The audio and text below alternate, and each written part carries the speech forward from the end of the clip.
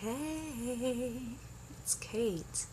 So, I wanted to share about how magic and spirituality tie into the 12-step process. And the reason why I'm wanting to share this is because I myself am a witch in recovery and a recovering addict. And I love the 12 steps. It has transformed my life. It has saved my life. It has brought me back to myself and my spirit. And I'm so thankful for it. And even people who are not addicts, I believe, in the traditional sense, can benefit from the immense spiritual meaning and depth within the 12-step philosophy. But before I rant about that, I'll cut that short. And the reason I'm wanting to share some of my insight on that is tomorrow I am taking a friend of mine to an AA meeting for the first time. He's never been to any 12-step meeting, although of course he's heard of it. And he came and shared that, he knows he has a problem. He's wanting help with it. And I told him that the meetings were a safe place where you can process. And I told him you don't need to share. If you don't feel comfortable doing that, you can just show up and feel it for yourself, see how it is, how it works, and if it feels right to you. So I'm going to take him tomorrow to a meeting, and so since that is on my mind, I opened up my journal and I remembered that I had some writings and reflections on 12 steps and how there is sacred geometry tied into the AA symbol, how there is use of invocation, evoking, and so I wanted to touch on the magical means of the 12 steps. And of course this could be a huge long video, but I'm just going to touch on a couple things. So first, going into the symbolism. For those who don't know, the symbol for AA is the triangle within the circle. Simple but potent. And I do not know that much about sacred geometry. I've never studied it. I'll admit that. I've never really looked into it that much. But I wanted to share my interpretation of the symbol because I felt it very strongly. The triangle, the top point of the triangle, I interpret that as our connection to the divine. And of course, the points spread down and out. And I interpret that as our connection to the divine, the knowledge and power that we receive from that, bringing it down through the point of connection, redistributing it, sharing it, spreading it. And within the circle, ever a symbol of equality, of continuous nature, never-ending process, around and around, shows that the higher power and knowledge is being redistributed equally and evenly to all within the circle. Also representing a sacred enclosed space, which is what 12-step meetings are. That's where the healing happens. That's where the magic happens. Within the sacred circle, the sacred space, the sacred meetings. So, I don't know where that came to me from, but I remember, and this was probably just a week or two ago when I wrote on that, but I was struck deeply by it, and by how much it rings true. That symbol, it's so simple, but it is such an accurate depiction of what happens in the 12 steps. And how it is shared within community. So, I just think it's pretty genius, and I'm fascinated by it, I'm not gonna lie. Now I want to share a little bit about Invocation, which I know, let's be honest, most people in the 12 steps would completely disagree with that term, would be terrified by that term of invocation, if they know what it means. A lot of people would be put off by that. But in my mind, that is what happens. That is part of the 12-step process. You are invoking a higher power to do things that you previously could not do, or could not see yourself doing, to make healing possible in ways that you thought were impossible.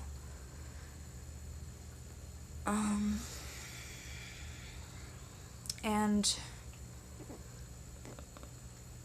this is invocation. It is invoking. 12-steppers consciously open up to, invite in, and accept a power greater than themselves by name into the meeting space, into their lives, and into their beings themselves, to expand them in healing. And that is invocation. That is invoking energy. So to me, that is a big aspect as to why AA works. And on the topic of higher power,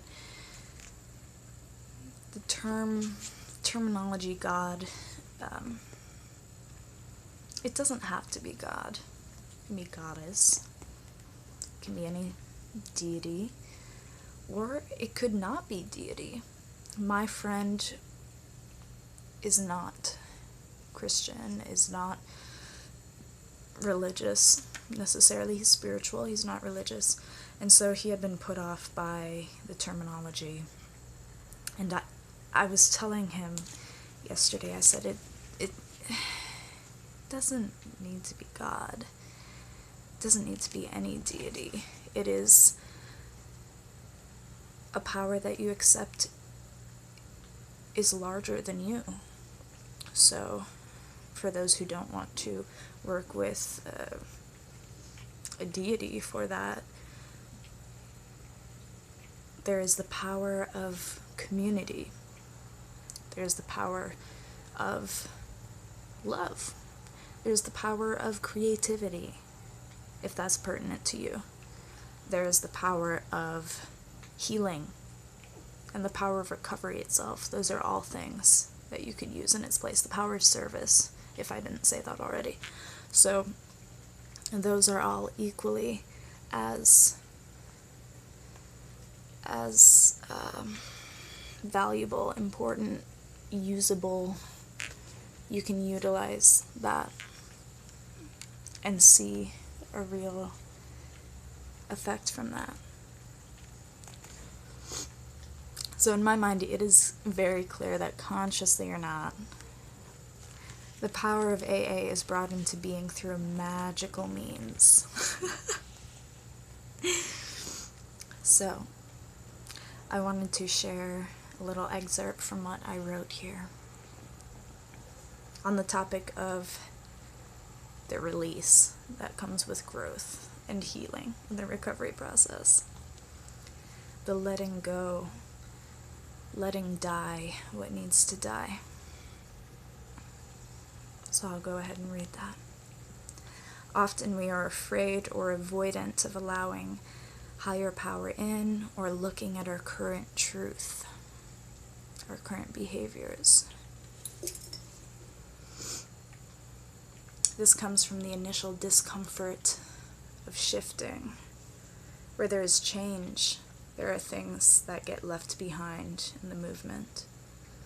It can be difficult to commit to letting go of things we have believed to be true, even if those beliefs have brought us harm on some level. There is a natural resistance to giving up what we know for the possibility of something we don't know we will receive, something greater in faith to take place in a more meaningful and healthy way.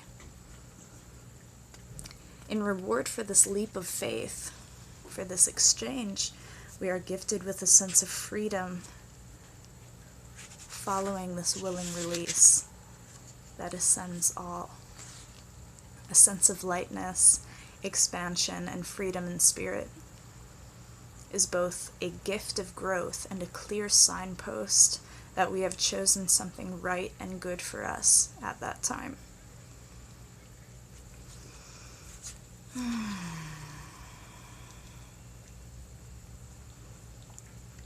Through vulnerability of allowing Goddess, God, divine, higher power, to make changes in our perspectives, we open up beyond our own definitions and perspectives of truth and reality, and humble ourselves as necessary, bowing to both the power of possibility of the mysterious, sacred, unknown. We are no longer enclosed within our own limited thoughts. We exchange that security for something new.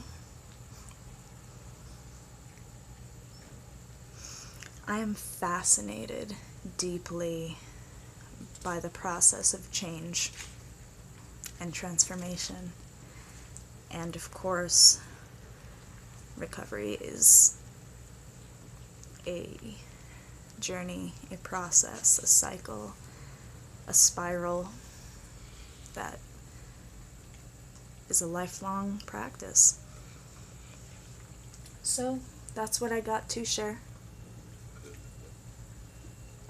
And please wish my friend healing as he embarks on the beginning of the path of recovery.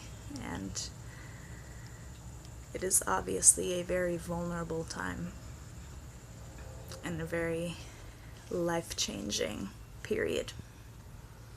This is the beginning of a completely new way of life for him. So please send him love. Please send him healing thoughts. And thank you if you have watched this video to the end. I would love to hear if any of you are also witches or spiritual beings who are in recovery. And if you are, I am sending you so much love and light. And again, thank you for watching. I hope you have a wonderful day. Bye.